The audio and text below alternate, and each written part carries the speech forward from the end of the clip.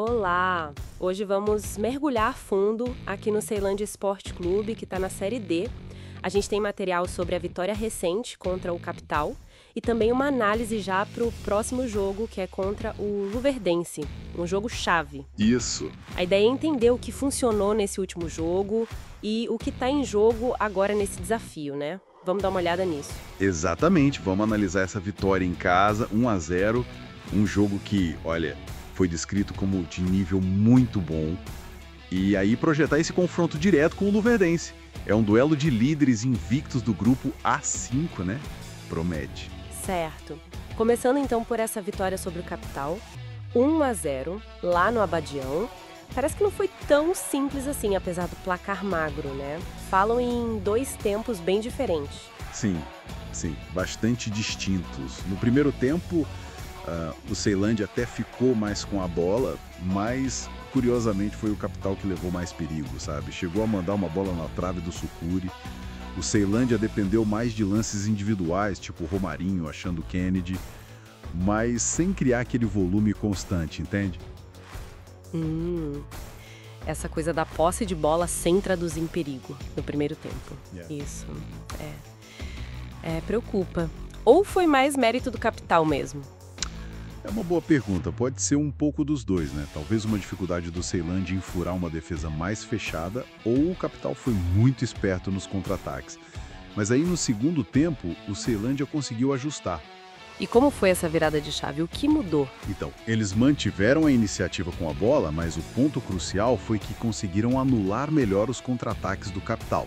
Não chegou a ser um bombardeio de chances, mas a qualidade técnica individual começou a pesar mais. E aí, saiu o gol. O golo do Kennedy. De fora da área, né? Um lance individual resolvendo a parada. Isso, aos 15 minutos do segundo tempo. O que é interessante é que, embora mostre a qualidade do Kennedy, um golo assim de longe, pode também, talvez, indicar essa dificuldade de entrar na área, né? Depois do golo, o Capital tentou ir para cima, mas pareceu meio sem inspiração. E o Ceilândia, olha, mostrou muita vontade para segurar o resultado. Igualou na entrega. Entendi. E além do Kennedy, que decidiu, outros jogadores foram bem, né? Walter Bala, Timbó, Tarta. Parece que a coisa funcionou coletivamente também. Com certeza. O material que a gente tem aqui destaca o Bala como importantíssimo, o Timbó como grande nome ali no meio, organizando, e o Tarta com inteligência e entrega. E não podemos esquecer o goleiro Sucuri, que fez defesas importantes. Mostra que, apesar de um lance individual resolver, a estrutura estava lá, respondeu bem, principalmente na segunda etapa. Essa vitória valeu muito.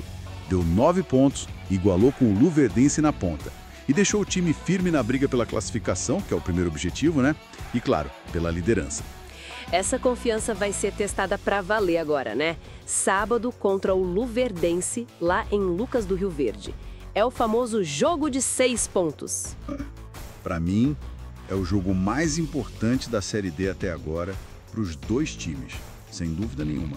Pensa bem, Ceilândia, Luverdense e o Asa lá de Alagoas são os únicos times com 100% de aproveitamento na competição inteira. E o Luverdense tem um detalhe assim, impressionante. A defesa não levou nenhum gol ainda. 0. 0 golos sofridos em 3 jogos. Caramba, isso é muito forte na Série D. Como eles conseguem isso? É um esquema super defensivo, jogadores muito bons atrás. As fontes falam muito da força do conjunto. Uma organização defensiva bem rigorosa. E sugerem até uma tática específica. Marcação individual nos jogadores-chave do adversário. Tem gente prevendo, por exemplo, o Danilo Borges marcando o Júnior Timbó de perto o tempo todo, colado nele. Nossa, isso complica demais pro Ceilândia. Se o principal criador do time fica encaixotado assim, tem que aparecer outra solução, né? Tração total, criatividade de outros jogadores, talvez pelos lados, e fundamentalmente não pode errar. Um time com uma defesa dessas não perdoa erro. É um teste gigante, ainda mais fora de casa. E aí entra aquela máxima da Série D, né? Dizem que a classificação se conquista fora.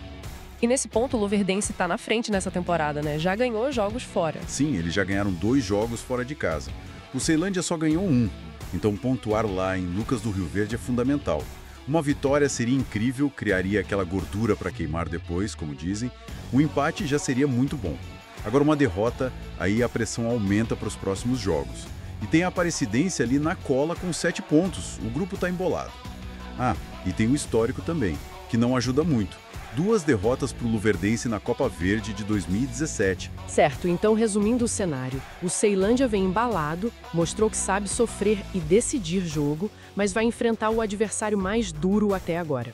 Fora de casa, contra uma defesa que é uma muralha e com um histórico desfavorável. É isso. Exatamente isso. A grande questão é, como o Ceilândia vai tentar furar essa defesa invicta do Luverdense? É o desafio. E isso, claro, nos faz pensar.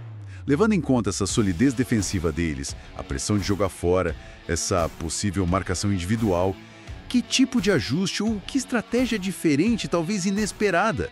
Será que apostar mais nas bolas paradas, explorar mais os lados do campo, ou até mudar um pouco o jeito de jogar no início? O que o Ceilândia poderia tentar para, quem sabe, surpreender o Luverdense e manter a própria invencibilidade, né? Fica aí a reflexão.